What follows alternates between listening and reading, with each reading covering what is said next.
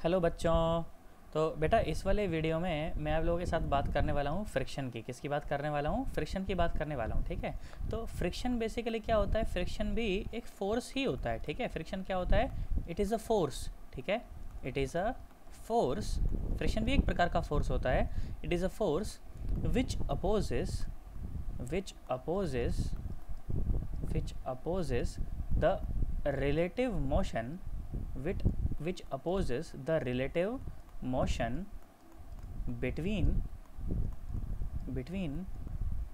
two surfaces between to surfaces. दो surface के बीच में जो मोशन होता है ना, उसको मोशन को रोकने का, अपोज करने का ये काम करता है, उसको फ्रिक्शन कहते हैं। ठीक है। पर मैं फ्रिक्शन की जानते हो तो ये तो बुकिश डेफिनेशन हो गई फ्रिक्शन की। It is the force which opposes the relative motion between the two surfaces. बेटा मैं बार बार बोल रहा हूँ ताकि हैंडराइटिंग की दिक्कत ना आए। It is a force which opposes the relative motion between two surfaces. ठीक है। बट हमने क्या याद रखना है? हमने क्या याद रखना है? ठीक है, जिससे हमारे सवाल होंगे, हमने क्या याद रखना है? हमने तो ये याद रखना है कि फ्रिक्शन कौन है? फ्रिक्शन एक अच्छा आदमी है। फ्रिक्शन एक अच्छा आदमी है, हमने तो याद रखना है। फ्रिक्शन एक अच्छा आदमी है। फ्रिक्शन एक अच्छा आदमी है जिसे फिज़िक्स आती है, जिसे फिज़िक्स आती है, जिसे फिज़िक्स आती है। और ये ये दो प्यार करने वालों को, और ये दो प्यार करने वालों को हमेशा साथ रखना चाहता है। हमेशा साथ रखना चाहता है। हमने तो इतना याद रखना है बस। ठीक है, साथ रखना चाहता है। ठीक है, इससे हमारे सवाल बनेंगे। ठीक है, इससे हमारे क्या बनेंगे? सवाल बनेंगे। ये जो ऊपर वाली जो डेफिनेशन है बेटा, ये तो है बुकिश डेफिनेशन। ठीक है, कि it is a force which opposes the relative motion between two surfaces. ठीक है, दो सरफेस के बीच में होने वाले जो रिलेटिव मोशन है उसको ये अपोज करता है, मोशन नहीं होने देना चाहता। ठीक है, पर सवाल किससे बनेंगे? हमारे सवाल बनेंगे इससे कि फ्रिक्शन कौन है? भाई साहब फ्रिक्शन एक अच्छा आदमी है। फ्रिक्शन कौन है? एक अच्छा आदमी है जिसको फिजिक्स आती है, और ये दो प्यार करने वालों को हमेशा साथ रखना चाहता है। और ये दो प्यार करने वालों को हमेशा साथ रखना चाहता है। अब इससे सवाल बनेंगे। कैसे बोला मैं? कैसे बोला? सुनो, तुम्हें समझ जाने लगेगा। देखो जरा सुनो, फ्रिक्शन के प्रकार सुनो पहले। फ्रिक्शन के प्रकार, तो फ्रिक्शन जो है मोटे मोटे तौर पर मैं उसको तीन पार्ट्स में डिवाइड करता हूँ। ठीक है, एक तो हो गया स्टैटिक फ्रिक्शन, एक हो गया स्टैटिक फ्रिक्शन। ठीक है, स्टैटिक फ्रिक्शन। ओके, और दूसरा हो गया limiting value of static friction. ठीक है, लिमिटिंग फोर्स ऑफ फ्रिक्शन भी कह सकते हैं इसको। Limiting force of friction. Limiting force of friction. Limiting force of friction. और तीसरा हो गया, इसको कहते हैं बेटा काइनेटिक फ्रिक्शन। इसको कहते हैं काइनेटिक फ्रिक्शन। इसको कहते हैं काइनेटिक फ्रिक्शन। अच्छा भाई, बहुत बढ़िया। अब एक एक करके इन सब की चर्चा करते हैं। अब क्या करते हैं? एक एक करके इन सब की चर्चा करते हैं। याद क्या रखना है? फ्रिक्शन कौन है? भाई साहब फ्रिक्शन एक अच्छा आदमी है। फ्रिक्शन कौन है? एक अच्छा आदमी। फ्रिक्शन कौन है? भाई साहब एक अच्छा आदमी है जिसे फिजिक्स आती है, और ये दो प्यार करने वालों को हमेशा साथ रखना चाहता है। मैंने कहा ठीक भाई, बहुत बढ़िया, याद रख लूँगा इतनी बात तो मैं। अब सुन, देखो स्टैटिक फ्रिक्शन सुनो बेटा। डेफिनेशन मैं सिर्फ बोल देता हूँ, मैं उसे लिखूंगा नहीं। लिखने में अपन ज़्यादा समय नहीं ज़ाया करेंगे। आप लोग लिखना डेफिनेशन को। ठीक है, कॉपी में आप अच्छे से डेफिनेशन को लिखना। Static friction, static friction, static friction. ठीक है, बाकी डेफिनेशन भी क्या है अपने को समझना ही है मेन तो। सुनो ज़रा ध्यान सुनो। तो कैसे समझना है? मैंने कहा कि चलो मान लो कि ये है अपनी धरती माता। ठीक है, मैंने बोला कि मान लीजिए ये है अपनी धरती माता। ठीक भाई, धरती माता। मैंने कहा बहुत बढ़िया भाई, धरती माता है अपनी।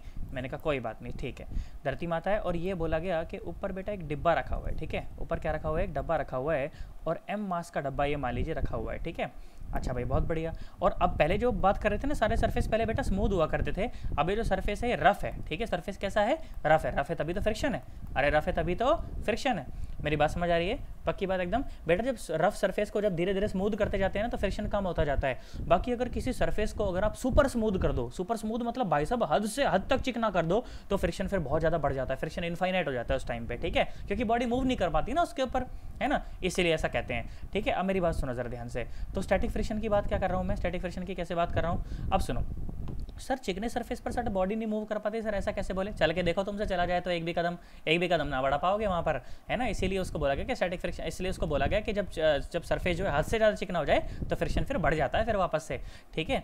अब मेरी बात सुनो ज़रा ध्यान से देखो। तो मैंने बोला कि मान लो ये कि ब्लॉक है, ठीक है, और फ्रिक्शन कहाँ लगता है भाई? फ्रिक्शन तो जैसे आप फोर्स लगा रहे हो, आप जैसे फोर्स लगा के बॉडी को चलाना चाहते हो ना, तो उसकी उल्टी दिशा में फ्रिक्शन लगता है हमेशा, ठीक है। अब मेरी बात सुनो, मैंने यहाँ पर ऐसा बोला कि मान लो यहाँ पर जो फ्रिक्शन की जो मैक्सिमम वैल्यू है, मैंने बोला मान लो फ्रिक्शन की जो मैक्सिमम वैल्यू यहाँ पर लग सकती है, मैंने बोला मान लो 10 न्यूटन है। अब ये कैसे निकालते हैं, क्या होता है क्या नहीं होता, वो सब मैं बाद में आपको बताऊंगा कि मैथमेटिक्स कैसे करनी है, वो तो मैं बता ही दूंगा। तू कंसेप्ट समझ, तू बस कंसेप्ट समझ अभी, ठीक है। तो ऐसा मान लो कि इस बॉडी के ऊपर सिर्फ 10 न्यूटन का फ्रिक्शन लग सकता है, ठीक है। अब क्या करा आपने क्या करा, आपने जैसे ही आपने इसके ऊपर एक फोर्स लगाया, मैंने बोला आपने फोर्स लगाया 1 न्यूटन का, आपने फोर्स लगाया 1 न्यूटन का।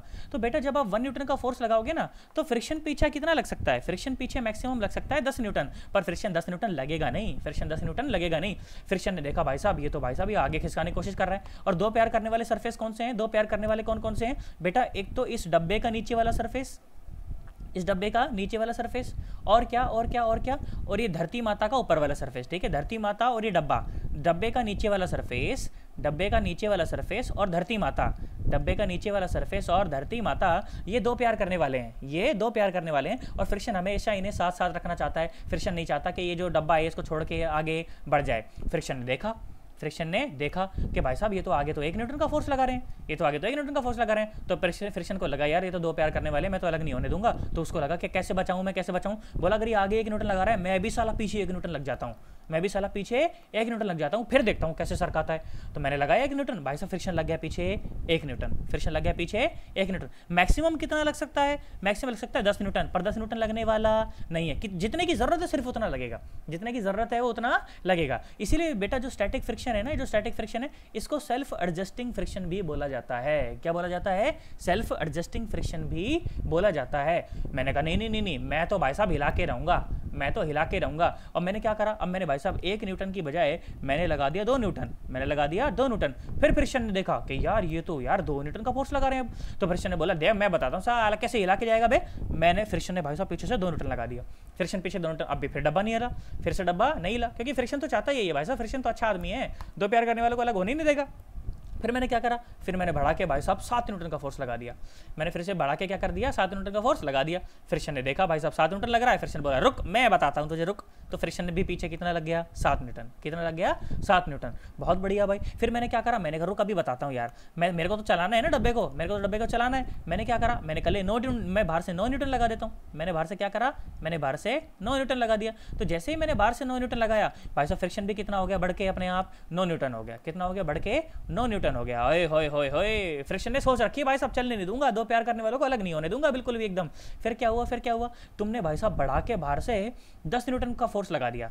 तुमने बाहर से क्या करा, बाहर से बढ़ा के 10 न्यूटन का फोर्स लगा दिया। तो फ्रिक्शन भी बढ़ के कितना हो गया, 10 न्यूटन। फ्रिक्शन भी बढ़ के कितना हो गया बेटा, 10 न्यूटन। पर अब फ्रिक्शन के प्राण निकल गए, अब बिल्कुल फ्रिक्शन के प्राण निकलने वाले। अरे यार मेरी तो जान निकलने को हो रही है। और भाई साहब तो अब क्या होगा, 10 न्यूटन जैसे तुम लगाओगे ना, अब ये देखो नेट फोर्स 0 है ना, अब डब्बा हल्का हल्का सा हो सकता है चलना शुरू हो जाए। पर तुमने तो सोच रखी है भाई साहब चला के मानूंगा मैं तो। अब फ्रिक्शन ने पूरा जोर लगा रखा है भाई साहब पीछे से, फ्रिक्शन जितना मैक्सिमम लग सकता है मैक्सिमम लग रहा है, फ्रिक्शन जितना मैक्सिमम लग सकता है पीछे से मैक्सिमम लग रहा है। पर तुमने बाहर से फोर्स लगा दिया 11 न्यूटन, पर तुमने बाहर से फोर्स लगा दिया 11 न्यूटन। और भाई साहब क्या होगा, अब डब्बा चल पड़ेगा, अब डब्बा चल पड़ेगा। अब मेरी बात सुनो, इस पूरी कहानी में जब तक तुमने बेटा 9.99 न्यूटन भी फोर्स लगा रखा था ना, जब तक तुमने 9.99 न्यूटन भी फोर्स लगा रखा था, उस समय फ्रिक्शन भी पीछे कितना लग रहा था, उस समय फ्रिक्शन भी पीछे लग रहा था 9.99 न्यूटन, 9.99 न्यूटन। तो बेटा इस समय जो फ्रिक्शन है ना, इसको कहते हैं स्टैटिक फ्रिक्शन, इसको कहते हैं स्टैटिक फ्रिक्शन।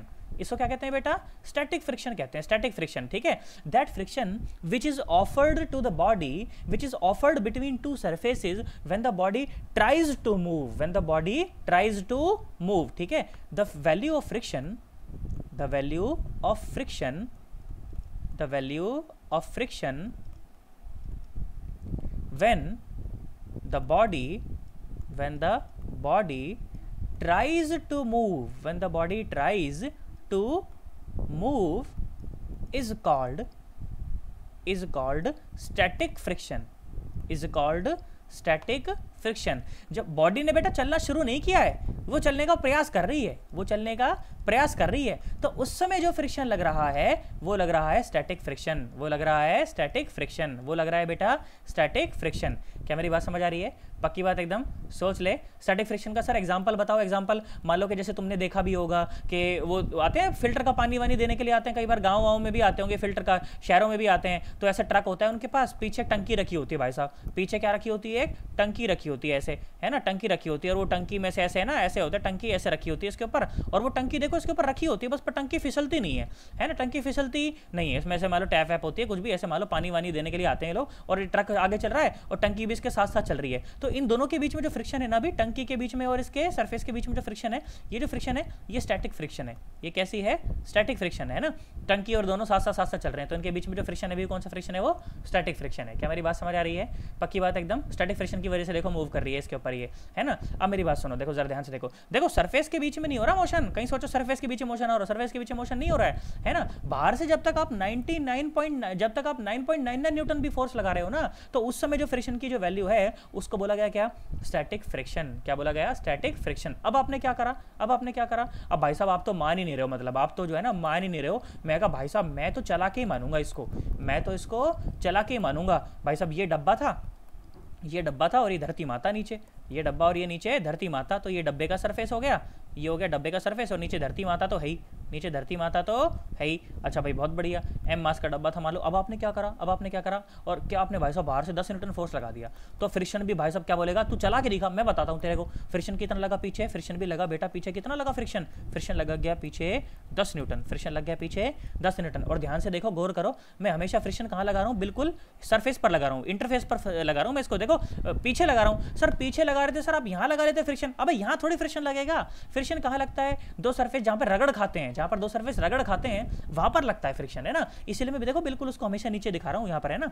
तो भाई साहब इस समय तुम देखो जो फ्रिक्शन की जो वैल्यू तुम्हें ऑफर की जा रही है, that is known as the limiting force of friction. इस समय जो है ना लिमिटिंग फोर्स ऑफ फ्रिक्शन, देखो मैं बताता हूँ तुम्हें, डेफिनेशन बताता हूँ।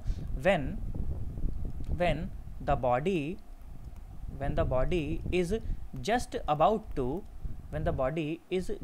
about to start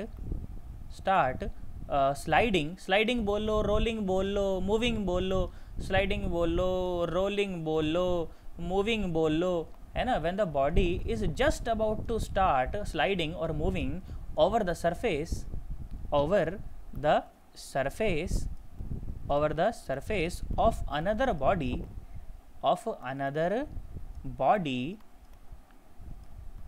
then the value of friction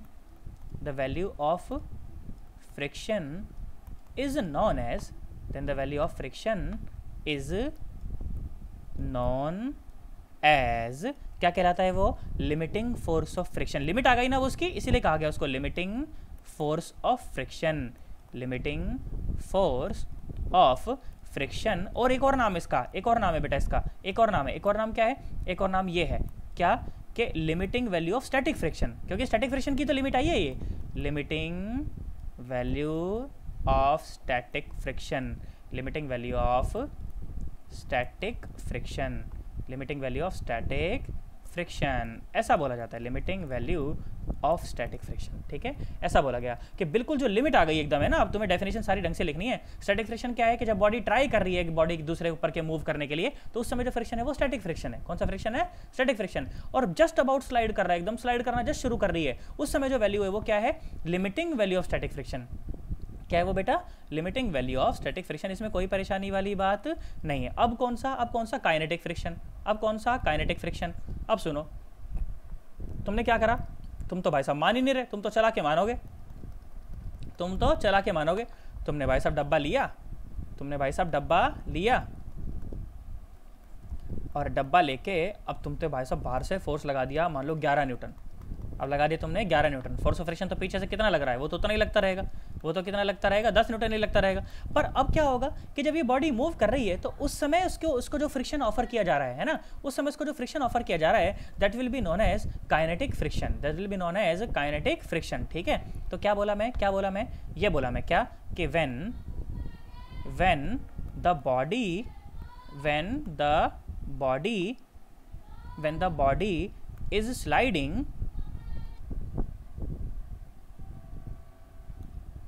क्या बोला मैं कि when the body is moving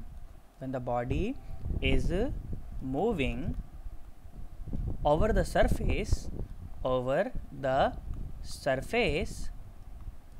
of other body, then the friction offered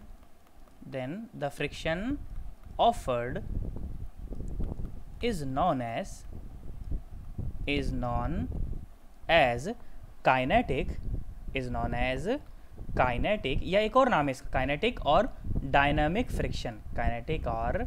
dynamic friction, ठीक है। अब इसके अलावा और भी बहुत सारे हो सकते हैं। ऐसा कह देता कि भाई वो बताओ स्लाइडिंग फ्रिक्शन बताओ, भाई जब एक बॉडी दूसरे सरफेस के ऊपर स्लाइड कर रही है तो स्लाइडिंग फ्रिक्शन। बोलेगा रोलिंग फ्रिक्शन बताओ, भाई एक बॉडी दूसरे बॉडी के ऊपर रोल कर रही है तो रोलिंग फ्रिक्शन, ठीक है। उस बारे में तो मैं ज़्यादा कमेंट नहीं करूँगा, ठीक है। इसके अलावा कुछ और चीज़ें बताई जाती हैं, जैसे 11वीं में तो बताते हैं हम लोग, जैसे अगर कभी ड्रॉपर बैच पढ़ा रहे होते हैं सब में ये चीज़ें नहीं बताई जाती, पर फिर भी सुनो ज़रा ध्यान से। कुछ लॉज ऑफ फ्रिक्शन टाइप्स होते हैं, क्या होते हैं, कुछ लॉज ऑफ फ्रिक्शन। क्या है लॉज ऑफ फ्रिक्शन, क्या है सुन लो, बिल्कुल आसान चीज़ें हैं, उसमें कुछ नहीं है, ठीक है। उसके बाद फिर अपन मैथमेटिक्स की तरफ बढ़ जाएंगे, ज़्यादा तो ना मैथमेटिक्स की तरफ बढ़ जाएंगे। क्या है लॉज ऑफ फ्रिक्शन, सुनते चलो। देखो मैं तो कहता हूँ तुम इसके नोट्स बनाए जाओ, मैं सिर्फ बोलता जाता हूँ उसको आराम से, ठीक है। नोट्स बनाए जाओ तुम तो, ठीक है। चलो भाई लिखो लॉज ऑफ फ्रिक्शन। पहला क्या होता है, ऐसा होता है कि direction of force of friction, लिखें बेटा, direction of force of friction is always opposite to the direction of motion, मतलब कि मोशन के डायरेक्शन की उल्टी दिशा में लगता है फ्रिक्शन। ये तो नॉर्मल सी बात है, पहले ही बता दिया गया। फ्रिक्शन अच्छा आदमी है भाई साहब, हमें पता है ना। Direction of force of friction is always opposite to the direction of motion, ठीक है। और क्या बोला गया, दूसरा बोला गया कि force of friction acts tangentially, मैं समझाऊंगा, पहले लिखो इसको। The force of friction acts tangentially along the surface of two bodies। अब सुनो बेटा ज़रा ध्यान सुनो।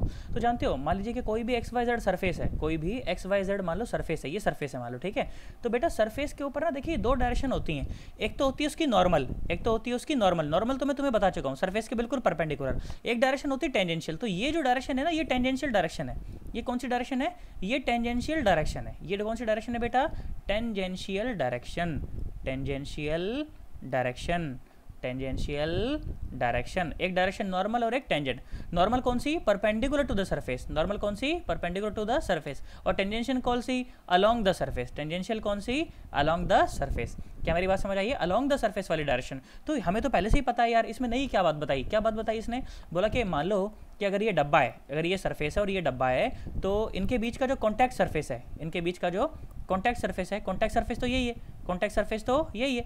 और अगर मान लो डब्बा इस तरफ मूव कर रहा है, तो पहले तो पॉइंट उसने यही बोला कि कहाँ लगेगा फ्रिक्शन, अपोजिट डायरेक्शन में लगेगा, और दूसरा पॉइंट बोला कि जो कॉन्टैक्ट सरफेस है ना, इससे टेंजेंशियली लगेगा। इससे कैसा लगेगा, टेंजेंशियली। तो ये तो मैं पहले ही बता चुका हूँ कि भाई साहब जहाँ पे कॉन्टैक्ट सरफेस होता है, जहाँ पर रगड़ खाते हैं दो सरफेस, वहाँ पर लगता है फ्रिक्शन। ऐसे थोड़ी फ्रिक्शन हवा में लग जाएगा।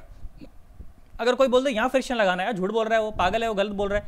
हवा में थोड़ी फ्रिक्शन लगता है भाई साहब, हवा में फ्रिक्शन नहीं लगता। हाँ, एयर फ्रिक्शन वो अलग चीज़ है भाई, यहाँ की उसकी बात नहीं कर रहा मैं, ठीक है। हवा में फ्रिक्शन नहीं लगता। फ्रिक्शन कहाँ लगता है भाई साहब, जहाँ पर कॉन्टैक्ट सरफेस होते हैं ना, फ्रिक्शन वहाँ लगता है, तो यही बात बताई, और तो कुछ नई बात नहीं बताई।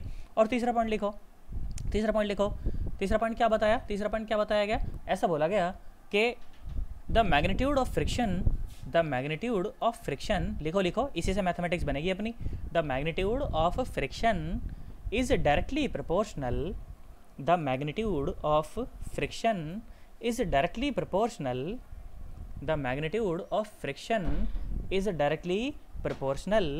to the normal reaction between the surfaces, normal reaction between the surfaces. क्या बोला गया? ऐसा बोला गया, सुनो, अगर जैसे मैं बात जानता हूँ कि मान लो अगर ये m मास का डब्बा होता, अगर ये m मास का डब्बा होता तो नीचे कितना लग रहा होता? mg। नीचे क्या लग रहा होता? mg लग रहा होता, है ना। और ऊपर इस डब्बे पर क्या लग रही होती? नॉर्मल लग रही होती। अच्छा, ये नॉर्मल और mg एक्शन रिएक्शन पेयर होते हैं क्या? नॉर्मल और mg जो होते हैं ये एक्शन और रिएक्शन पेयर नहीं है। क्यों? क्योंकि एक तो ये एक ही बॉडी पर लग रहे हैं और इनका नेचर भी अलग है। mg जो है वो ग्रेविटेशनल फोर्स है और जो नॉर्मल है वो कैसा है? कॉन्टैक्ट फोर्स है। तो दोनों का नेचर भी अलग है, दोनों एक ही बॉडी पर लग रहे हैं, तो ये एक्शन और रिएक्शन पेयर नहीं है। पर ये बात तो मैं जानता हूँ, देखो, कि ये डब्बा जितना फोर्स नीचे लगाएगा उतना ही उसे ऊपर नॉर्मल मिलने वाला है। तो और क्या बोला गया? और क्या बोला गया? ऐसा बोला गया कि बेटा जो फोर्स ऑफ फ्रिक्शन है, जो फोर्स ऑफ फ्रिक्शन है ना, बोला गया कि force of friction, third point में मैंने ये बोला है कि force of friction is directly proportional to the normal reaction. Force of friction is directly proportional to the normal reaction, ऐसा बोला गया बस, ठीक है। ये लिख लेना। वो पॉइंट लिखने के बाद, क्या पॉइंट लिखने के बाद? कि magnitude of force of friction, magnitude of force of friction is directly proportional to the normal reaction, ठीक है। उसके बाद ये इक्वेशन अपने कॉपी में ऐसे लिख लेना, ठीक है। और लिखो फिर चौथा पॉइंट लिखो, चौथा पॉइंट लिखो बेटा, बस यही याद करने का है फ्रिक्शन में बस, ठीक है। एक जो मैंने बोला शुरू में, वो क्या बोला था मैंने शुरू में, कि फ्रिक्शन अच्छा आदमी है जिसे फिजिक्स आती है और ये दो प्यार करने वालों को हमेशा साथ रखना चाहता है, और एक इसके अलावा ये इक्वेशन, बस, और कुछ भी याद ही नहीं करना, ठीक है। और बोलो, और सुनो, अगला पॉइंट लिखो, अगला पॉइंट लिखो, चौथा पॉइंट लिखो। The force of friction, the force of friction is independent, the force of friction is independent of the area, of the area, of the area of the surface, of the area of surface of the area of surface of contact of the two bodies, of the contact of the two bodies। for example बोले कि भाई ये surface है, बोले भाई ये क्या है? ये सरफेस है, ठीक है। ये मान लो कोई टेबल वेबल रही होगी ऐसे, ठीक है। ये मान लो कोई टेबल वेबल रही होगी, ठीक है। ऐसे मान लो कोई टेबल वेबल रही होगी, ठीक है। पीछे की तरफ, चलो जैसे भी बन जाए कोई बात नहीं, काम चलाओ सी बन जानी चाहिए, ठीक है। बोला गया कि मान लीजिए कि इस तरह से ये कोई टेबल वेबल रही होगी। मैंने कहा ठीक भाई, कोई बात नहीं, टेबल रही। तो क्या हुआ कि बोला इसके ऊपर हमने दो डब्बे रखे। देखो, एक डब्बा तो बिल्कुल छोटा सा है, उई, बिल्कुल छोटा सा डब्बा एकदम, ठीक है। तो उसका कॉन्टैक्ट सरफेस कितना है? बहुत कम है ना। उसका कॉन्टैक्ट सरफेस कितना है? बहुत कम है। देखो टेबल के साथ बहुत कम है ना। और एक डब्बा मैंने कहा ये ले भाई साहब, मोटा जाड़ा एकदम, ऐसा डब्बा रखा मैंने, ठीक है। इसका कॉन्टैक्ट सरफेस कैसा है? बहुत ज़्यादा है। इसका कॉन्टैक्ट सरफेस कैसा है? बहुत ज़्यादा है। तो यही बोला गया है ना। यहाँ पर क्या बोला गया है? यहाँ पर क्या बोला गया है कि मान लो ये जो, ये मैंने बोल दिया, मान लो ये एरिया A1 है नीचे जो टच कर रहा है, और ये जो एरिया है ये है एरिया A2। तो मैं साफ देख रहा हूँ कि एरिया A2 जो है एरिया 1 से बड़ा है, पर बोला गया कि इससे फ्रिक्शन पर कोई प्रभाव नहीं पड़ेगा। Force of friction is independent, force of friction is independent, force of friction is independent. कई लोगों को ये लगता है कि अगर ज़्यादा नीचे चौड़ा सरफेस होगा ना, जो इसे टच कर रहा है, जो रगड़ खा रहा है, तो फिर बाई फ्रिक्शन ज़्यादा हो जाएगा, पर ऐसा कुछ भी नहीं है ना। फोर्स ऑफ फ्रिक्शन जो होता है that is independent of the area, force of friction that is independent of the area, इसमें कोई परेशानी वाली बात नहीं है, ठीक है। पांचवा पॉइंट लिखो, पांचवा पॉइंट लिखो, पांचवा पॉइंट लिखो। ऐसा बोला गया कि force of friction depends upon the, force of friction depends upon the, force of friction depends upon the nature of the material, nature of the material, nature of the material, या nature of the surface लिख लो, nature of the surface, nature of the surface, जो surface का जो nature है ना, उसके ऊपर तो फोर्स ऑफ फ्रिक्शन डिपेंड करता है। मैंने पहले ही बताया था कि भाई अगर पॉलिश सरफेस होगा, चिकना सरफेस होगा तो उस पर फ्रिक्शन कम होगा, अगर रफ सरफेस होगा तो फ्रिक्शन ज़्यादा होगा, है ना। तो नेचर पर तो डिपेंड करता है पर उस एरिया पर डिपेंड नहीं करता। नेचर पर तो डिपेंड करता है पर एरिया पर डिपेंड नहीं करता। इसके अलावा फोर्स ऑफ फ्रिक्शन जो है वो नॉर्मल रिएक्शन के डायरेक्टली प्रोपोर्शनल होता है, नॉर्मल रिएक्शन के बेटा डायरेक्टली प्रोपोर्शनल होता है। बस मुझे यही बात पता होनी चाहिए, इसके अलावा कुछ और जानने की आवश्यकता नहीं है। इसके अलावा फ्रिक्शन जो है वो अच्छा आदमी है, दो प्यार करने वालों को साथ रखता है, टेंजेंशियली पीछे लगता है, फोर्स ऑफ डायरेक्शन के उल्टे डायरेक्शन में, फोर्स ऑफ जो फोर्स मूव कराने की कोशिश करता है उसके उल्टे डायरेक्शन में लगता है, ठीक है। मेरी बात समझ आ गई? पक्की बात एकदम। बस अब थोड़ी सी चीज़ें और मेरे को समझनी है, बस एक आध चीज़ें, फिर तो अपन सवाल वाल की तरफ बढ़ चलेंगे, है ना। सुनो, इसके अलावा एक और चीज़ जो मुझे जाननी ज़रूरी है वो है कॉफिशिएंट ऑफ फ्रिक्शन। वो क्या है बेटा? Coefficient of friction, coefficient of friction, coefficient of friction. अच्छा भाई, बहुत बढ़िया। कॉफिशिएंट ऑफ फ्रिक्शन क्या होता है उसे समझते हैं आप जरा एक बार। देखो, कुछ नहीं, फालतू टाइम पास एकदम। सुनो मेरी बात कि होता क्या है कि कॉफिशिएंट ऑफ फ्रिक्शन बेसिकली मैं दो तरह का बोल देता हूँ, ठीक है। कॉफिशिएंट ऑफ फ्रिक्शन में दो तरह का बोल देता हूँ, एक तो कॉफिशिएंट ऑफ स्टैटिक फ्रिक्शन, एक तो coefficient of static friction, coefficient of static friction, और एक मैं बोल देता हूँ मान लो coefficient of kinetic friction, coefficient of kinetic friction, coefficient of kinetic friction. क्या मेरी बात समझ आई? पक्की बात एकदम। अब सुनो मेरी बात, सुनो ज़रा ध्यान से देखो। तो मान लो कि बॉडी एक इस तरह से मान लीजिए एक डब्बा है, ठीक है, इस तरह से मान लीजिए एक डब्बा है, ठीक है, और ये डब्बा अभी मूव नहीं कर रहा है। आप इसके ऊपर फोर्स तो लगा रहे हो, मान लो m मास है इसका, ठीक है, आप फोर्स लगा रहे हो इसके ऊपर, पर ये मूव नहीं कर रहा। इस समय जो ये पीछे फोर्स लग रहा है ना, इस समय जो पीछे फोर्स लग रहा है वो कौन सा फोर्स ऑफ फ्रिक्शन है? वो फोर्स ऑफ फ्रिक्शन कौन सा है? स्टैटिक। कौन सा है वो? स्टैटिक, ठीक है, ऐसा बोला गया, ठीक है। और सुनो मेरी बात सुनो, क्या हुआ क्या हुआ? तो अब देखो ज़रा ध्यान से, आपको पता होगा कि नीचे की तरफ क्या लगेगा बेटा? mg लगेगा, और ऊपर लगेगी नॉर्मल, ऊपर लगेगी नॉर्मल, ठीक है। तो क्या बोला गया कि बेटा जो हमको तो पता है कि जो फोर्स ऑफ फ्रिक्शन है वो डायरेक्टली प्रोपोर्शनल टू नॉर्मल, अरे डायरेक्टली प्रोपोर्शनल टू नॉर्मल। तो बेटा इसको हटाने के लिए जो कांस्टेंट आने वाला है, इसको हटाने के लिए जो, अरे ये एफ और आर ऐसा मत समझना, एफ और आर मल्टीप्लाई हो रखे हैं, ये एफ आर मतलब फ्रिक्शन है, ये एफ आर मतलब क्या है? फ्रिक्शन है। तो इसको हटाने के लिए जो कांस्टेंट आएगा ना, उसको बोला गया म्यू एस। क्या बोला? Mu S. बेटा सुनो ध्यान से देखो, जब u बनाते हो ना आप u, तो u में साइड में ये करा देना, ये कर देना, इसका मतलब क्या बन गया? ये म्यू बन गया। क्या बन गया? म्यू बन गया, म्यू, ठीक है। और मैंने जब बोला म्यू एस, मैंने बोला म्यू एस और साथ में n तो था ही ना, इसको हटाने के लिए कांस्टेंट आया। अब ये म्यू एस क्या है? This mu S is the coefficient, this mu S is the coefficient of static friction, this mu S is the coefficient of static friction. बेटा ये पूरे तरह से सरफेस की प्रॉपर्टी होती है, this is the property of surface, this is the property of surface. आपको हमेशा सवाल में दिया रहेगा प्रॉपर्टी ऑफ सरफेस, ठीक है, प्रॉपर्टी ऑफ सरफेस बोल लो, प्रॉपर्टी ऑफ मटेरियल बोल लो, हमेशा आपको सवाल में दिया रहेगा, ठीक है। पर नॉर्मल रिएक्शन तो हमको निकालनी पड़ेगी। नॉर्मल रिएक्शन कितनी है? देखो बताओ नॉर्मल रिएक्शन कितनी है? नॉर्मल रिएक्शन तो mg के बराबर है, नॉर्मल रिएक्शन तो mg के बराबर है। तो कितना आया? कितना आया फ्रिक्शन? कितना आया? ये आया म्यू एस और साथ में m इंटू जी, म्यू एस इंटू साथ में m इंटू जी। इसमें कोई परेशानी वाली बात नहीं है। आई होप तुम्हें मेरी बात समझ आ गई होगी। इसी तरह से दूसरा कोफिशिएंट ऑफ काइनेटिक फ्रिक्शन। अब क्या हो रहा है? मान लो ये डब्बा है, मान लो ये डब्बा है, ये पता है आपको, जानती हो म्यू एस जो है ये हमेशा आपको सवाल में दिया रहेगा, और हमेशा कहाँ दिया रहेगा? कैसे करके देगा? ऐसे सरफेस पे ऐसे टच करा कैसे देगा म्यू एस? बोलेगा यहाँ म्यू एस है, यहाँ क्या है? म्यू एस है, या म्यू के है। अब जैसे अपन काइनेटिक फ्रिक्शन के बारे में पढ़ेंगे तो ये सवाल में स्टेटमेंट में दे देगा इस तरह से, ठीक है। तो बोला गया कि मान लीजिए ये डब्बा है आपके पास, ये क्या है आपके पास? यहाँ पर एक डब्बा है जिसका मास मान लीजिए m है, और भाई साहब भी चल रहा है v वेलोसिटी से, है ना। तो अगर चल रहा होगा तो मुझे पता है कि इसके ऊपर पीछे की तरफ, अगर मान लो इसके ऊपर एक फोर्स लग रहा होगा, फ्रिक्शन फोर्स लग रहा होगा पीछे की तरफ, है ना। डब्बा जहाँ पर भाई दो प्यार करने वाले अलग अलग हो रहे हैं ना यार, तो फ्रिक्शन तो अलग अलग नहीं देखना चाहता ना उनको, फ्रिक्शन तो साथ साथ करना चाहता है ना। तो फ्रिक्शन क्या करेगा? फ्रिक्शन तो पीछे की तरफ लगेगा, क्योंकि दो प्यार करने वाले अलग हो रहे हैं। तो ये चलते हुए जो फोर्स ऑफ फ्रिक्शन लगता है वो लगता है काइनेटिक फ्रिक्शन। कौन सा लगता है? Kinetic friction. नीचे लग रहा होगा mg, ऊपर लग रही होगी नॉर्मल।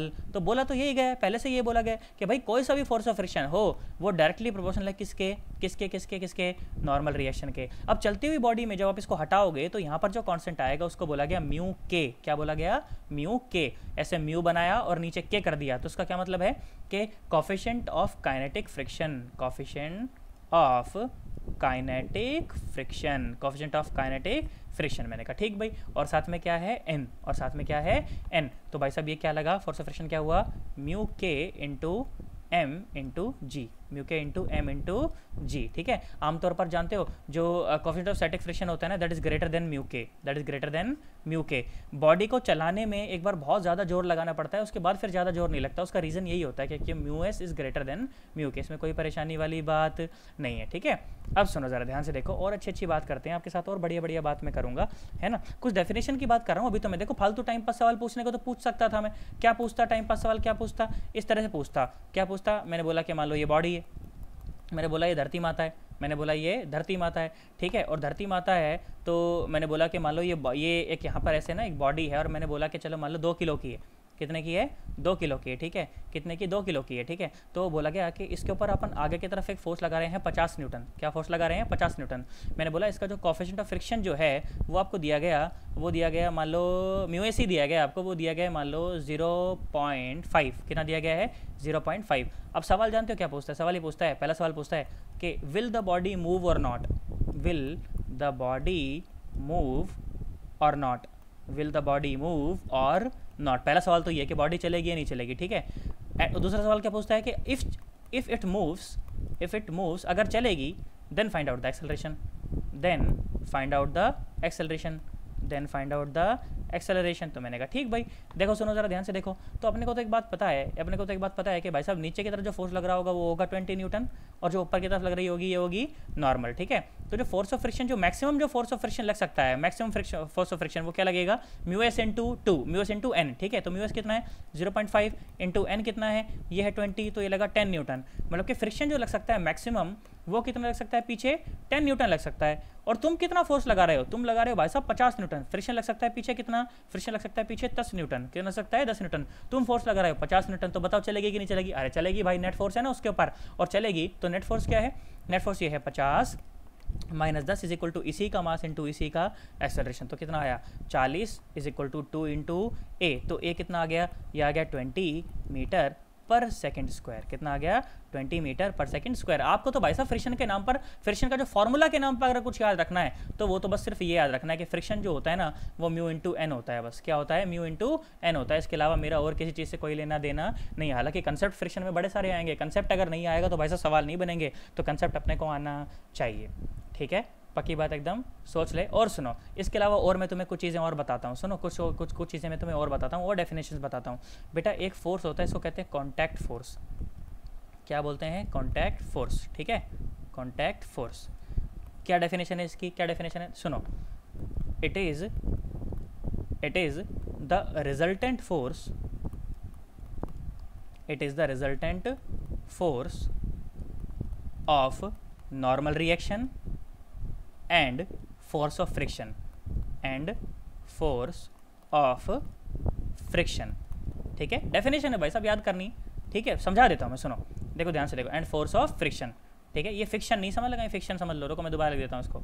ये है force of friction, force of friction. सुनो, मैंने बोला कि मान लीजिए धरती माता है, ठीक है, मैंने बोला मान लीजिए ये क्या है, धरती माता है। अच्छा भाई बहुत बढ़िया, धरती माता है। मैंने बोला मान लो ये डब्बा है, मैंने बोला मान लो ये क्या है, डब्बा है, ठीक है। और ये डब्बा ऐसे मूव कर रहा है, ठीक है, डब्बा ऐसे मूव कर रहा है। और मान लीजिए अगर इसका एम मास, अगर कुछ भी एम मास रहा होगा तो नीचे लग रहा होगा mg और ऊपर लग रही होगी नॉर्मल, ठीक है। और फोर्स ऑफ फ्रिक्शन तुम बताओ कहाँ लग रहा होगा, फोर्स ऑफ फ्रिक्शन भाई आगे चल रहा है तो डब्बा तो पीछे लगेगा, ये फोर्स ऑफ फ्रिक्शन तो पीछे लगेगा, फोर्स ऑफ फ्रिक्शन तो पीछे लगेगा। ये लग रहा है भाई, फोर्स ऑफ फ्रिक्शन कहाँ लग रहा है, पीछे, ठीक है, फोर्स ऑफ फ्रिक्शन लग रहा है पीछे।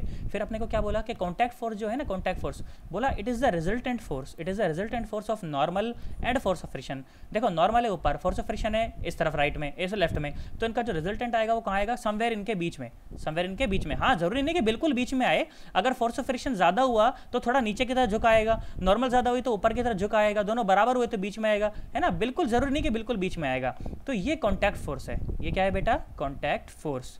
ये क्या है बेटा, कॉन्टैक्ट फोर्स। क्या कहते हैं इसको, कॉन्टैक्ट फोर्स कहते हैं, ठीक है। यहाँ पर मैं आपको एक और चीज़ और डिफाइन करवा देता हूँ बेटा। एक और चीज़ होती है, उसको बोलते हैं एंगल ऑफ फ्रिक्शन। क्या बोलते हैं, एंगल ऑफ फ्रिक्शन। बेटा ये जो नॉर्मल फोर्स और कॉन्टैक्ट फोर्स के बीच में जो एंगल बना है ना, नॉर्मल फोर्स और कॉन्टैक्ट फोर्स के बीच में जो एंगल बना है फाई, ये जो इसको मैं फाई बोल देता हूँ। देखो फाई कैसे बनाया मैंने, जीरो बना के ऊपर से ऐसे काट दो। कई लोग तो ऐसे बनाते हैं, मैं कभी कभी ऐसा भी फाई बना लेता हूँ, ठीक है, ऐसे भी फाई बना लेते हैं, ऐसे भी बना सकते हैं या ऐसे भी बना सकते हैं। तो ये जो एंगल फाई है ना, ये एंगल जो फाई है ना, ये जो एंगल फाई है, दिस एंगल फाई इज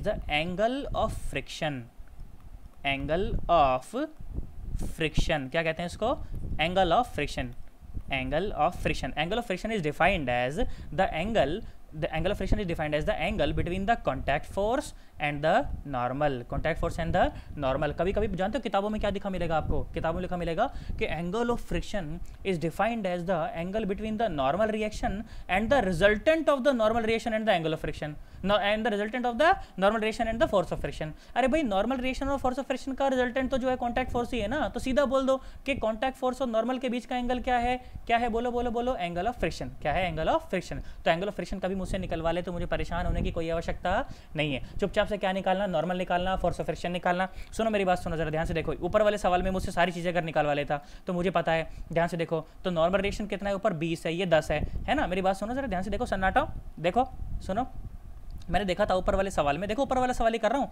तो ऊपर वाले सवाल में नॉर्मल रिएक्शन क्या थी 10 न्यूटन, फोर्स ऑफ फ्रिक्शन क्या था 20 न्यूटन, फोर्स ऑफ फ्रिक्शन क्या था 20 न्यूटन। तो इसका रिजल्टेंट निकालना मेरे लिए कोई बड़ी बात नहीं है ना, रिजल्टेंट निकाल दूंगा नहीं निकाल दूंगा, ये टचू टचू टचू टचू टचू टचू है ना, ये रिजल्टेंट आएगा। तो रिजल्टेंट क्या आएगा, रिजल्टेंट फोर्स क्या आएगा, अंडर रूट बोलो 20 का स्क्वायर प्लस 10 का स्क्वायर, 20 का स्क्वायर प्लस 10 का स्क्वायर, इसमें कोई परेशानी वाली बात नहीं है। तो ये तो क्या आ गया, कॉन्टैक्ट फोर्स आ गया, ये क्या आ गया, कॉन्टैक्ट फोर्स। और तुमसे ये एंगल निकलवा ले, तो तुमसे एंगल फाई निकलवा ले, तो tan फाई लगा दो, tan फाई क्या आएगा बोलो, इसके अंदर tan फाई क्या आएगा, perpendicular by base, perpendicular by base मतलब कितना 20/10। तो भाई साहब एंगल ऑफ फ्रिक्शन कितना आ गया, एंगल ऑफ फ्रिक्शन आ गया tan inverse 2, angle of friction कितना आ गया tan इनवर्स 2, इसमें कोई परेशानी वाली बात नहीं है। आई होप यार तुम्हें मेरी बात समझ आ गई होगी, घबराए तो नहीं हो ना तुम, बिल्कुल भी अगर घबराए हो तो टेंशन वाली बात नहीं है भाई साहब, ऐसा बोल देना सीधा व्हाट्सएप पे पूछ लेना कि नहीं सर थोड़ा एक बार दोबारा बता दो, दोबारा एक्सप्लेन कर दो, तो मैं दोबारा बता दूंगा, इसमें कोई परेशानी वाली बात 1% भी नहीं है, ठीक है ना। और सुनो देखो, और अच्छा लगेगा तुम्हें, मज़ा आएगा। देखो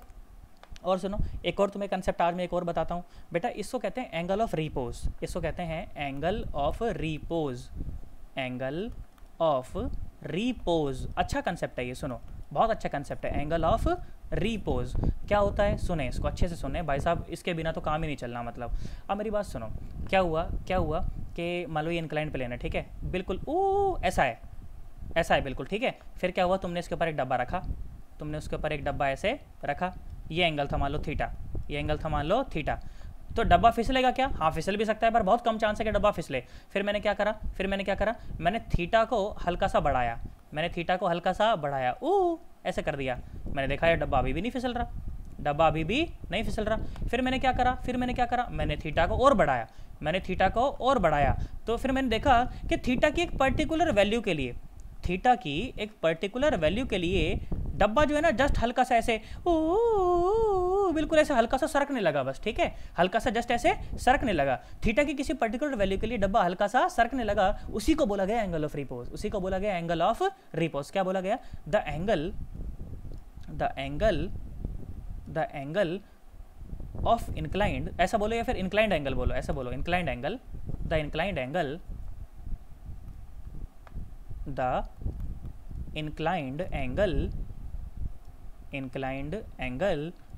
at which the block just starts sliding, बस आराम से just starts sliding is known as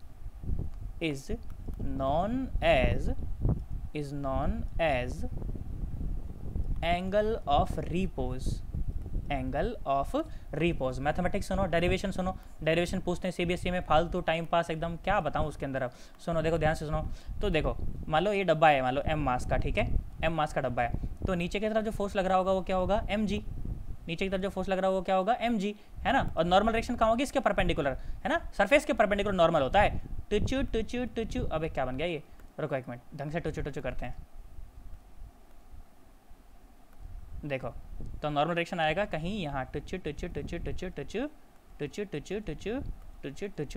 ठीक है। तो ये हो गई नॉर्मल रिएक्शन, ठीक है, और ये हो गया थीटा, तो ये कितना हुआ, ये हुआ mg का cos थीटा, और ये क्या हुआ, ये हुआ mg का साइन थीटा, तो mg का साइन थीटा, है ना। और फ्रिक्शन कहाँ लगता है, फोर्स ऑफ फ्रिक्शन कहाँ लगता है भाई, ये mg का साइन थीटा चाहता है कि नीचे चला जाए, mg का साइन थीटा क्या चाहता है कि ये डब्बा खिसक के नीचे चला जाए, तो फ्रिक्शन कहाँ लगेगा भाई साहब, दो प्यार करने वालों को अलग नहीं होने देना है, तो फ्रिक्शन लगेगा पीछे, बोलेगा ऐसे कैसे खिसक जाएगा अभी तू, ऐसे कैसे इंक्लाइंड को छोड़ के निकल लेगा, मैं बताता हूँ तेरे को, रुक। तो पीछे लगा फ्रिक्शन लगा पीछे, और कितना लगा, म्यू इंटू एन, अच्छा इस केस में n कितना है, नॉर्मल कितना है, नॉर्मल है mg cos थीटा, तो फोर्स ऑफ फ्रिक्शन क्या हुआ, ये हुआ mu mg cos theta, mu दिया रहेगा सवाल में, तो कोई परेशानी नहीं है। अच्छा इसका मतलब ये पीछे कितना फोर्स लग रहा है, पीछे लग रहा है mu m g cos theta. बेटा मेरी बात सुन, देख ध्यान सुन। तो क्या हुआ कि जैसे ही ये डब्बा आगे फिसलने लगा तो उस समय तो ये एम जी साइन थीटा और m g cos theta just बराबर ही होंगे ना भाई। जस्ट बिल्कुल हल्का सा ऐसे फिसलने लगा है, बिल्कुल एकदम ऐसा नहीं बहुत तेज भाग रही है एकदम, बिल्कुल एकदम भाई साहब एकदम जस्ट हल्का सा फिसलने लगा है। तो उस समय क्या होगा कि ये ऊपर की तरफ वाला जो फोर्स है, ये ऊपर की तरफ वाला जो फोर्स है, पीछे की तरफ वाला फोर्स, इधर वाला फोर्स है ना, और ये इधर वाला फोर्स, दोनों कैसे होंगे, बराबर होंगे, है कि नहीं। तो क्या बोला गया कि एम जी का sine theta is equal to mu m g cos theta, है ना। तो ध्यान से देख, तो एम ने एम को मार दिया, जी ने भी जी को मार दिया, तो यहाँ से क्या मिला मेरे को, यहाँ से मिला मेरे को mu is equal to tan theta, क्योंकि कॉस थीटा नीचे चला जाएगा ना, तो थीटा क्या मिला, थीटा मिला टेन इनवर्स म्यू, थीटा क्या मिला, टेन इनवर्स म्यू। और इस थीटा को ही क्या बोल रहा हूँ मैं, एंगल ऑफ रिपोज, जिस पर जस्ट फिसलना शुरू करा है, जिस पर जस्ट फिसलना शुरू करा है, इसी थीटा को क्या बोला गया, थीटा को क्या बोला गया, इसको angle of repose, angle of repose. इसमें कोई परेशानी वाली बात नहीं है, ठीक है। बार बार बोल देता हूँ मैं ताकि दिक्कत ना आए किसी बच्चे को, ठीक है। हैंड राइटिंग में एंगल ऑफ रिपोज, जिस पर जस्ट वही हल्का सा फिसलना शुरू करा है, ठीक है। So angle of repose is that inclined angle, angle of repose is that inclined angle eight which the angle of repose is that inclined angle at which the block just starts sliding, at which the block just starts sliding, just फिसलना शुरू करता है, उसी को कहा गया inclined angle। इसमें कोई परेशानी वाली बात नहीं है। धीरे धीरे करके अपन थीटा को बढ़ाते रहे, तो जिस थीटा पर जस्ट फिसलना शुरू हो गया, इस थीटा को ही बोला गया क्या, एंगल ऑफ रिपोज। और ये तो समझ आया ही अपने को एंगल ऑफ फ्रिक्शन क्या होता है। एंगल ऑफ फ्रिक्शन किसका है, देखो कॉन्टैक्ट फोर्स के बीच में और नॉर्मल रिएक्शन, कॉन्टैक्ट फोर्स और नॉर्मल रिएक्शन के बीच का जो एंगल है वो क्या कहलाता है, angle of friction, angle of friction. मेरी बात समझ आई, इट इज द, और कॉन्टैक्ट फोर्स क्या है, कॉन्टैक्ट फोर्स रिजल्टेंट है, किस का रिजल्टेंट है, फ्रिक्शन का और नॉर्मल का, फ्रिक्शन का और नॉर्मल का, ठीक है। तो बेटा ये बेसिक सी बातें थी जो मुझे फ्रिक्शन के बारे में पता होनी चाहिए थी। फ्रिक्शन की थ्योरी लगभग मैंने पूरी की पूरी समाप्त कर दी है। अब तो भाई साहब नए स्टाइल के सवाल मुझे तुम्हें दिखाने हैं, और सवाल अगर करोगे भाई साहब तभी जीत में रहोगे, बिना सवाल करे सब्जेक्ट की फील आने वाली नहीं है। तुमने देखा भी होगा ना पिछले दिनों, जब तक सवाल नहीं करते तब तक फील ही नहीं आती भाई साहब। सवाल करोगे तो फील आएगी, नहीं तो फील आने वाली नहीं है। ये सवाल मैंने तुम्हें कराया कि बताओ डब्बा चलेगा कि नहीं चलेगा, चलेगा तो कितना एक्सेलरेशन होगा। भाई अगर फ्रिक्शन की जो मैक्सिमम वैल्यू है, फ्रिक्शन की जो मैक्सिमम वैल्यू है, अगर उसको आप बीट कर सकते हो, उसको अगर आप बीट कर सकते हो तब तो चलेगा भाई साहब, और नहीं तो चलने वाला नहीं है। फ्रिक्शन की मैक्सिमम वैल्यू 10 न्यूटन थी, मैं लगा रखा था 50 न्यूटन, तो भाई साहब चलेगा ही। तो नेट फोर्स कितना है, 50 minus 10 is equal to 2a, उसी का मास इंटू उसी का एक्सेलरेशन, तो भाई साहब तो चलेगा, और एक्सेलरेशन भी आएगा 20 मीटर पर सेकंड स्क्वायर। अगर ये नहीं होता, अगर ये 10 न्यूटन अगर नहीं होता, सुनो गौर से दुनिया वालों, अगर ये 10 न्यूटन नहीं होता तो नेट फोर्स कितना था, नेट फोर्स फिर 50 न्यूटन ही था, तो 50 इज इक्वल टू सी का मास इंटू सी का एक्सेलरेशन, तो 50 इज इक्वल टू 2 इंटू ए आता, एक्सेलरेशन आता कितना 25, फ्रिक्शन की वजह से घट के कितना रह गया 20, है ना। तो ये छोटी छोटी बातें मुझे समझ आनी चाहिए। इसके अलावा ये कोएफिशिएंट ऑफ स्टैटिक फ्रिक्शन और कोएफिशिएंट ऑफ या क्या बोलते हैं काइनेटिक फ्रिक्शन, इनकी डेफिनेशन आपकी कॉपी में लिखी होनी चाहिए, है ना। ये बेसिक सी बातें, इसमें कुछ खास परेशानी वाली बातें नहीं है ना। बस ये बातें थी, स्टैटिक फ्रिक्शन बताया, है ना, काइनेटिक फ्रिक्शन बताया, सारी कहानी सुनाई कि कैसे कैसे कहानी होती है ना। ये सब बेसिक बातें। और सबसे इंपॉर्टेंट बात कि फ्रिक्शन कौन है, फ्रिक्शन कौन है भाई साहब, फ्रिक्शन एक अच्छा आदमी है। फ्रिक्शन कौन है, फ्रिक्शन एक अच्छा आदमी है जिसे फिजिक्स आती है, और ये दो प्यार करने वालों को हमेशा साथ रखना चाहता है। इसी से आपके सवाल बनेंगे आगे, नहीं तो सवाल बनने वाले नहीं है, ठीक है। चलो फिर अपन मिलते हैं अगले वीडियो में, ठीक है। चलो बाय बाय, टाटा।